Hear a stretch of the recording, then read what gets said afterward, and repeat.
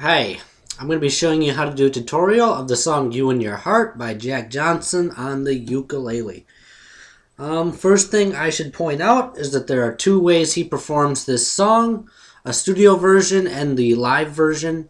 The only difference is the live version is a step down when he plays it. It must just be easier to sing or easier to play or something. But I'm going to be teaching you how to do the studio version, which you hear on the album. So to clear any confusion on that, because I know some people get confused when they hear about the two different ways to play it. So I'm going to be showing you how to do this about as complete as possible. I'm going to be showing you pretty much all the riffs, the chords, the different parts you can be playing. This is actually a great song for a duet because there are a lot of different parts being played at the same time.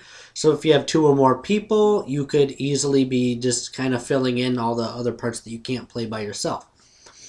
So I'm going to get started here. I'm going to show you the opening riff, and I'm going to break it down for you so you can figure out how to play it. But I'll just play it once for you here real quick.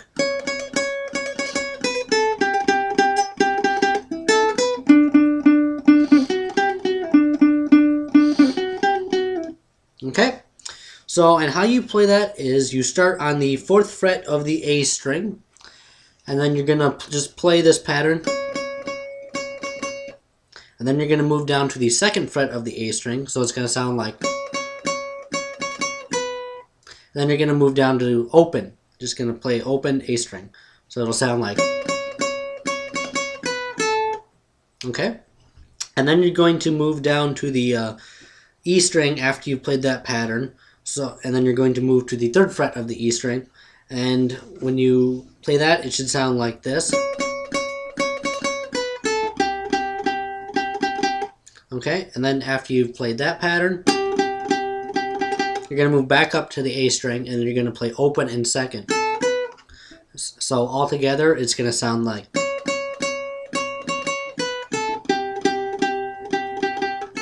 See, open 2nd there on the A string at the end there. Okay, and then after you've done that first part, you're going to now move down to the C string, and you're going to be playing the 2nd fret of the C string, and it's going to sound like. And then you're going to move back up to the E string, and then you're going to play 2nd, and then you're going to switch to the 3rd fret. So it's going to sound like. So you're going to go 2nd, 2nd, 3rd, 2nd. So C string. So you repeat that pattern twice. So altogether, the riff is going to sound like this.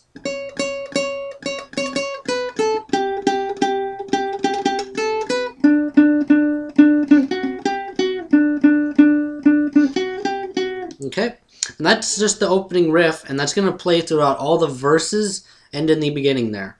And as far as chords go, on the intro riff, if you listen to the studio version of the song, Zach comes in on the piano, and he just plays out the chords and let them ring. So if you want to play that in the intro, the chords you're going to use are an A, a G, and a D. Look those chords up if you don't know how to play them. But in order to play along with the piano in the intro, you're just going to strum each chord out along with the pattern. So it's going to sound like.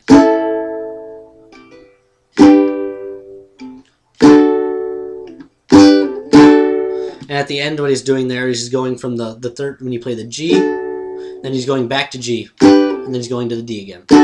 So it's A, G, D, G, D, and you just play that along with the riff at the beginning there. And that's pretty much all you need to do for the intro. Just one person can play the chords, the other person can play the riff. And then when you go into the verse, you're going to start strumming out that same chord pattern. So while the other person continues to play the riff, the other person can play the chords. And what I just kind of do is just kind of do like an alternate strum pattern, you know, whatever sounds good to your ear. But I just kind of play like.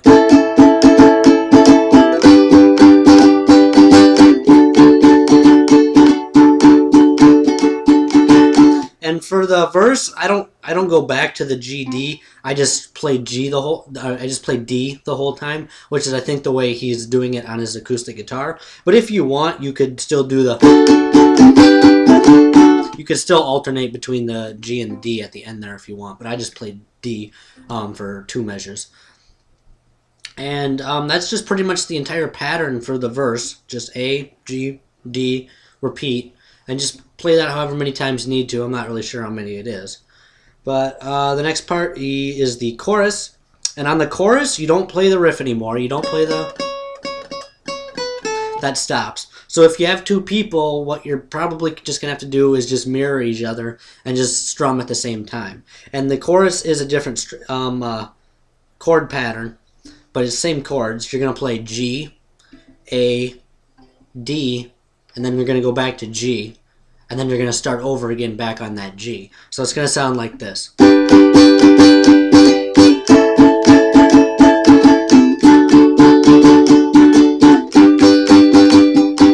Repeats.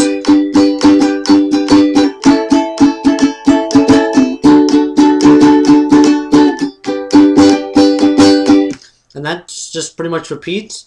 But on the last time he plays it, the last time he goes through on the chorus, he plays it a little different. I'll play it for you and then I'll tell you what it is. But starting on the G, it's going to go like...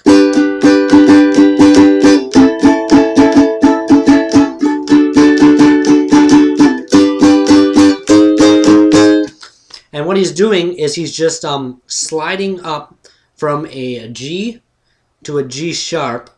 And the way that's easiest to play this is not to actually play a G sharp chord, but just take your G chord shape and slide it up the fretboard so it's a half step higher, and then mute the G string with your thumb. So you're just playing the C, E, A strings, because if you let the G ring out, it doesn't sound right. In order to properly play the G chord, you have to hit the first fret of the G string, but being that it's really hard to switch to the G chord, I just slide down and mute the string. So you just go from G and then slide up to the G sharp. If you really want, though, you can go from G, and you can play, it's alright if you want to play a G sharp movable chord shape, which is just barring the 3rd fret and you're playing an F chord shape, which is a little harder to go from the G to the G sharp as opposed to just sliding down and muting the G string. But it's another way you can do it if you want to play all 4 strings. And then he's just gonna, as soon as you finish playing it's gonna go back to the... And then I think you play that once through, and then the verse starts again. So then you can come back in with the chords and play the pattern. And then after that, it's going to go to a second chorus. And after the second chorus, you're going to play a completely new pattern. And this is going to be like there's going to be like an outro riff. It's different chords, different pattern. I'll play the pattern for you, and then I'll show you what it is.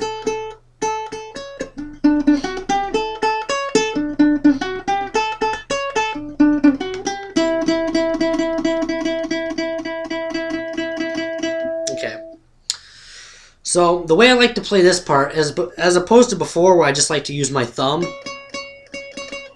I find it easier to do this, to put my index finger on the A string and my thumb on the C string.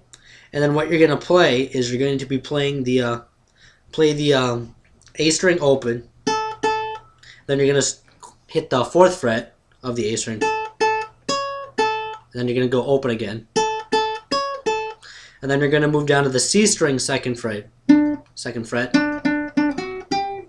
you're going to go, it's going to be 2nd fret, and then you're going to be playing the E string 2nd and 3rd fret. So it's going to be really similar to the last part of the intro riff.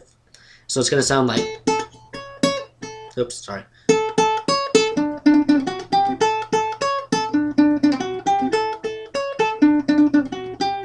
And I think after the 3rd time, you just play the open E string, play 2 measures. So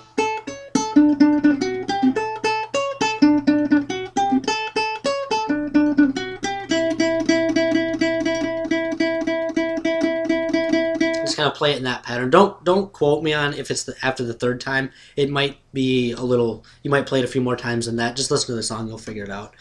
And while someone's playing the riff, if you want, you can also play chords for that part, which are simply alternating between an A and a D. So.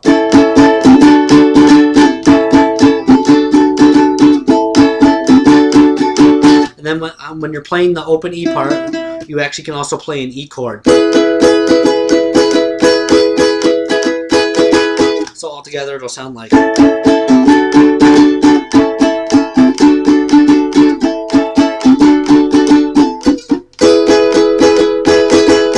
It takes a little bit to get switching from that D to the E quickly. I'm not really great at it myself, so I'll just keep practicing it and you should be able to get it. So that's about all the parts of the song, so you should be able to play pretty much everything along with it. As always, if you have any questions or comments, just let me know. Check out my other videos if you have the time. Thanks.